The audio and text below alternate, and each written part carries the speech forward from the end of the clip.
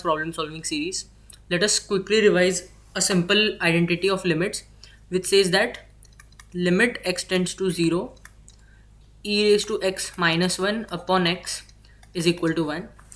Let us see the question, which is limit alpha tends to 0 e to the power cos alpha raised to n minus e upon alpha raised to m equals minus e by 2, and we have to find the value of m upon n. Now let us take this e as common.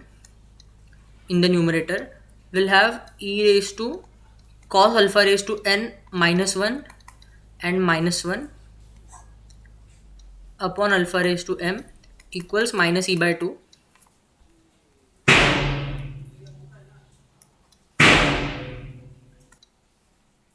Now I'll write it as this, and I'll multiply divide the whole equation by cos alpha raised to n minus 1 upon cos alpha raised to n minus 1, and here it will be e raised to cos alpha raised to n minus 1 minus 1.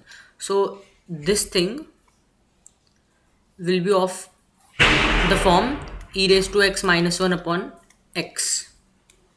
So I can use the identity and simply write it as 1. So this entire term will be equal to 1.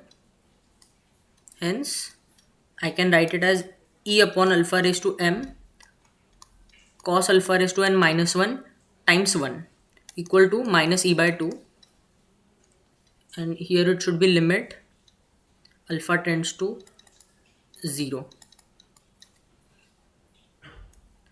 Now I'll cancel this e and I'll multiply both sides by minus 1. So it will be 1 minus cos alpha raised to n upon alpha raised to m equal to half.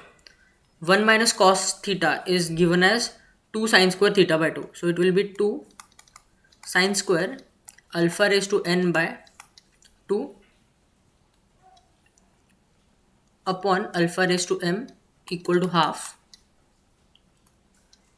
Now to use the limits, I'll multiply by alpha raised to n by 2 the whole square, and similarly I'll divide by alpha raised to n by 2 the whole square, sine square alpha raised to n by 2 upon alpha raised to m, and I'll take this 2 over here, so it will be 1 by 4.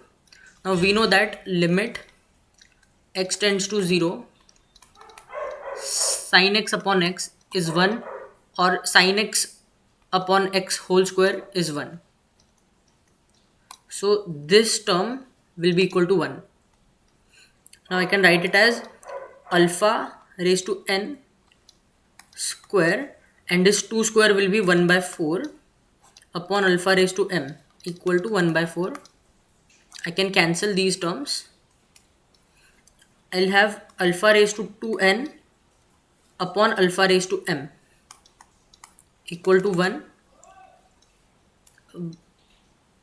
I can write them as alpha raised to 2n minus m equal to 1, and 1 can be written as alpha raised to 0.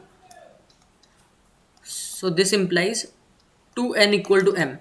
We can equate the index, and hence we'll have m by n equal to 2. So answer to this question is 2.